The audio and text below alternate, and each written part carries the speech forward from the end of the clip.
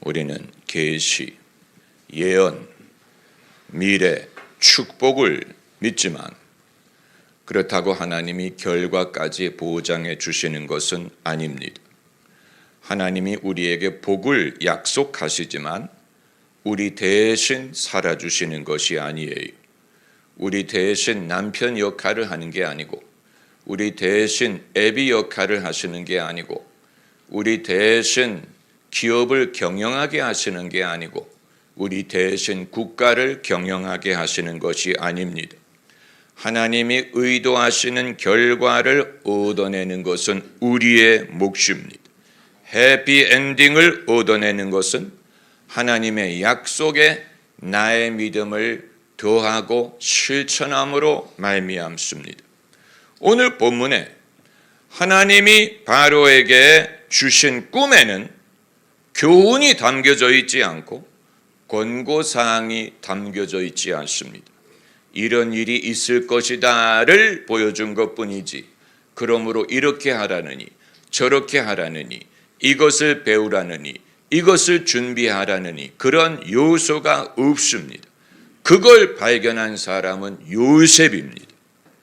하나님이 준 꿈은 어떤 일이 일어날 것인가 하는 것을 단편적으로 보여준 것뿐입니다.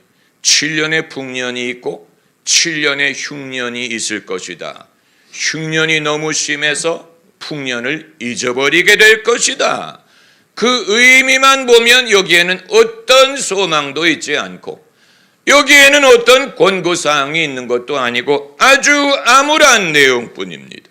바로가 꿈을 꾼 다음에 번민했다는 것이 충분히 이해가 됩니다. 즐거움은 영원하지 않다.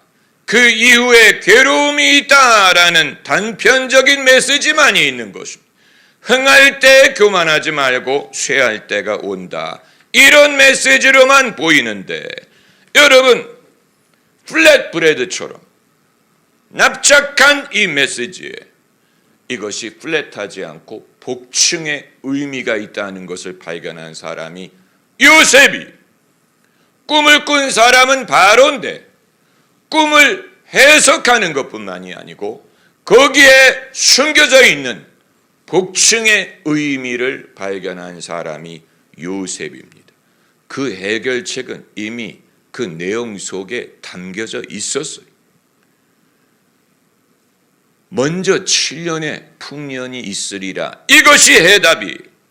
그렇기 때문에 풍년 기간에 다 먹어버리지 말고 아껴서 저장을 해두면 흉년이 왔을 때 오히려 먹을 것이 있어서 백성이 멸망하지 않고 살아남을 수 있을 것이다. 그리고 거기에는 보너스까지 있습니다. 곡식의 값이 쌀 때 쌓아놓으면 값이 올랐을 때 팔아서 엄청난 이익을 얻을 수 있다. 그래서 오히려 흉년의 부자가 될 길을 발견한 것입니다. 여러분, 바로가 놀란 것은 당연한 것입니다. 꿈의 내용만을 보면 우리가 이 일을 많이 들어봤기 때문에 그런 것이지, 이 구절만을 읽어보면, 꿈의 내용만을 보면 중립적이고 암울합니다. 거기에 어떤 권고사항이 있는 게 아니에요. 이렇게 하라 저렇게 하라 이런 내용이 여기에 없죠. 플랫브레드처럼 납작하다라고 말씀드리는 이유가 거기에 있습니다. 그런데 요셉은 여기에 단층이 아니고 복층의 의미가 있다는 사실을 발견한 것입니다. 아주 중립적이고 비인격적으로 보이는 메시지 속에 우호적인 인격체가 계시다는 사실을 발견했어요. 그래서 하나님이 바로에게 이 꿈을 꾸게 하셨다, 이렇게 말할 수가 있었던 것입니다. 다수의 사람들은 하나님이 계시는 게 느껴지지 않고 보이지 않습니다. 다수의 사람에게 세상은 바로의 꿈과 같습니다. 납작합니다. 중립적이고 냉정하고 비인격적이고 차가워요. 다수의 사람에게 이 세상은 꿈의 내용과 같아요. 그래서 바로가 꿈을 꾼 다음에 번민한 것처럼 많은 사람들은 세상의 냉정한 현실만을 보고 하나님이 안 계신 것처럼 생각하고 낙심하고 염려합니다. 그런데 여러분, 믿음이란 납작해 보이는 현실에 복층의 의미가 있는 것을 보고 그것을 살려낼 수 있는 능력이에요. 이것이 믿음이 세상의 현실, 이 꿈이 말하는 것 같은 세상의 현실은 어떤 것도 영원하지 않다는 것 아닙니까? 풍년이 영원하지 않다. 풍성함이 영원하지 않다. 명예든 영광이든 애정이든 영원하지 않다. 이후에 궁할 때가 온다. 그리고 그 궁함이 심해서 풍성하던 것을 잊어버리게 된다. 이게 표면적인 의미. 이것만을 알면 이 세상은 허무한 거죠. 차가운 현실이. 그러나 요셉처럼 복층의 구조를 발견하면 여기에 해답이 있는 것을 발견합니다. 그렇기 때문에 풍족할 때 그것을 탕진하지 말고 교만하지 말고 풍족할 때 그것을 사용해서 나중에 궁하게 될 때를 준비할 수 있다면 궁하게 될 때 당황하지 않고 낙심하지 않고 오히려 평안하게 지낼 수 있다. 이 지혜, 제가 이렇게 말씀드리면 그거 당연한 거 아닙니까? 여러분 이렇게 생각하실 것입니다. 부부가 신혼일 때는 풍년이, 애정의 풍년, 그 애정의 풍년이 영원히 지속될 것 같죠. 그런데 흉년이 옵니다. 그 순서가 반대면 얼마나 좋겠어요. 처음에는 흉년이었다가 나중에 풍년이 되면 얼마나 좋겠습니까? 그러나 성경의 내용처럼 풍년이 먼저, 좋은 날이 먼저 있어. 그러면 흉년이 올 때, 그게 다 부질없다. 결혼이고 사랑이고 애정이고 다 부질없다. 이렇게 말할 것입니까? 그렇지 않아요. 그렇지 않아요. 사람들이 그것을 암묵적으로 압니다. 그렇기 때문에 사랑의 풍년일 때 애를 낳는 거예요. 가정을 키우는 거예요. 집이라는 보금자리를 만드는 거예요. 추억이 생기는 거예요. 가정에 충성할 이유가 생기는 거예요. 그래서 나중에 흉년이 오더라도 이미 나의 인생과 가정을 지탱할 만한 충분한 근거가 마련되는 것입니다. 그렇기 때문에 오히려 더 복스럽게 인생을 살 수 있습니다. 여러분, 이것은 하나님이 정하신 원리, 사람이 명예를 얻고 영광을 얻으면 영원할 것 같지요. 옛날에 그리스의 데모클레스라는 인물이 어렸을 때부터 웅변을 잘하고 정치의 뜻이 있었어요. 그 아버지가 그 사실을 알고 하루는 어린 데모클레스를 바닷가로 데리고 가서 거기에 버려진 배를 보여줬어요. 그 배가 한때는 큰 배였어요. 그런데 그 아들에게 말하기를 정치인은 저 배와 같다. 한때는 내가 바다를 다니는 커다란 배인데 버려지면 저런 식으로 사람이 너를 바닷가에 버린다. 그러나 그 아들은 정치에 대한 매력을 잊지 못하고 결국은 아테네의 정치인이 되고 그 배 운명을 쫓아갔다는 얘기예요. 여러분, 세상의 영광이라는 것이 그렇습니다. 명예라는 것이 그렇습니다. 그러면 어떻게 할 것이냐? 인생은 허무하다. 이 말을 할 것입니까? 그리고 슬프게 살 것입니까? 그럴 수 없지요. 그건 플랫브레드처럼 인생을 생각하는 것이고 오히려 거기에 지혜를 얻을 수 있는 근거가 있는 것입니다. 그래서 이 영광이 오래 가지 않을 것을 알고 잘 나갈 때 겸손하고 친구를 만들고 의를 베풀고 사람에게 덕을 베풀고 호의를 베풀고 장차 자기의 할 일을 준비하면 영광이 쇠할 때 친구들이 남아있고 할 일이 예비되어 있습니다. 지미 카터가 그 전형적인 예예요. 지미 카터는 미국의 대통령의 모든 대통령의 소원은 2텀을 하는 것입니다. 4년 하고 연임을 해서 8년을 하면 소원을 이룬 것인데 지미 카터는 4년 하고 선거에서 졌어요. 이제는 영광이 끝난 것입니다. 어떻게 살 것입니까? 모든 것은 허무하다라고 후회 속에 살 것입니까? 지미 카터는 그렇게 하지 않았어요. 그래서 오히려 더 바쁜 사람이 되어서 대통령 자리에서 물러난 후에 무주택자를 위해 집을 지어주는 일을 했어요. 전직 대통령이 망치와 장도리를 갖고 다니면서 무주택자를 위해 집을 지어주는 일, 이것으로 지미 카터가 유명해졌어요. 오히려 대통령 때부터 더 유명해지고, 그리고 자기 고향 교회에서 성경 공부를 가르쳤습니다. 그 성경 공부에 참석했던 분을 제가 만난 적이 있어요. 그분이 아틀란타 조지아에 가서 그 성경 공부에 참여하기 위해 전직 대통령이 가르치는 성경 공부반에 가봤더니 그 참석하는 사람의 절반은 그 교회 소속이고 절반은 지미 카터를 구경하러 온 사람이더라. 유명한 일이. 그것뿐입니까? 평화의 사절이 돼서 중국에도 가고 중동에도 가고 문제가 있을 때마다 미국의 정부가 지미 카터에게 부탁을 해서 가서 평화를 좀 얻어와라.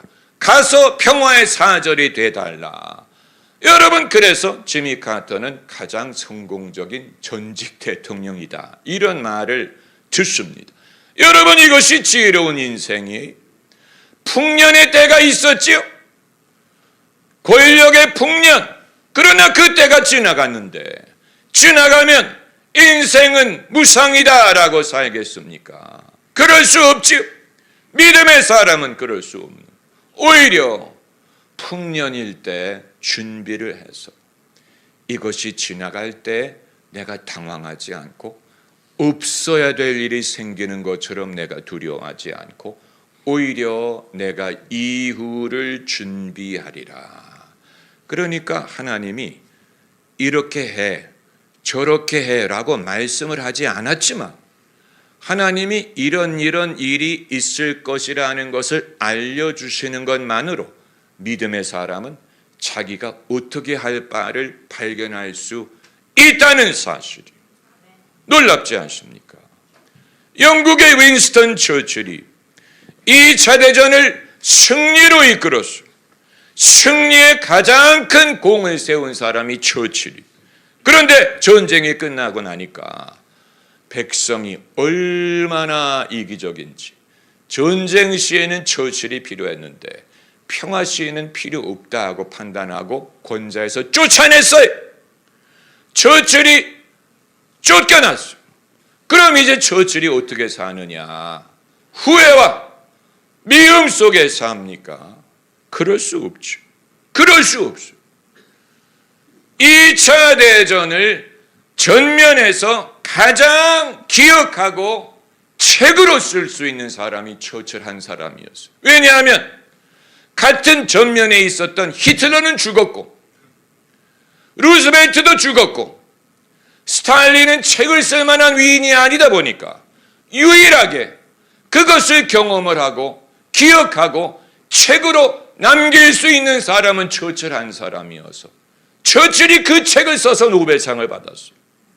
그리고 우리가 2차 대전사를 공부할 때 처칠의 책을 통하지 않고는 그 사실을 알 수 없는 유일한 문지기가 된 것입니다. 여러분, 풍년의 때에 흉년을 준비하는 인생. 그래서 흉년이 왔을 때 당황하지 않고 궁하지 않고 오히려 준비한 재료가 많이 있었던 거예요. 그래서 오히려 그때가 더 풍성하고 여유롭고 더 보람 있을 수 있었던 것입니다. 여러분, 우리 모두의 인생이 바로의 꿈과 같아요. 바로의 꿈은 계시가 없더라도 그 의미를 알 수 있어. 우리 모두의 인생이 바로의 꿈과 같아요. 이건 그 의미를 알기 위해 계시가 필요한 게 아니에요. 좋았던 시절이 우리 모두에게 있으나 그 시절이 영원하지 않다는 사실, 그리고 그때가 지나가면 궁한 시절만이 남은 것처럼 느껴지는, 좋은 시절이 지나가면 괴로운 때만이 나를 기다리고 있는 것처럼 생각할 수 있습니다. 이건 이 부분에서 우리에게 믿음과 지혜가 필요한 것입니다. 납작해 보이는 구조는 꿈 내용 그 자체예요. 납작해, 아주 암울하고 아주 냉정해. 그러나 요셉은 그 납작해 보이는 현실에서 이게 납작하지 않아. 여기에 추가의 복층의 의미가 있다. 여기에 숨겨져 있는 비결이 있다. 여기에 숨겨져 있는 해답이 있다. 이미 이 꿈 내용 속에 해답이 담겨져 있다. 요셉은 그걸 봤어요.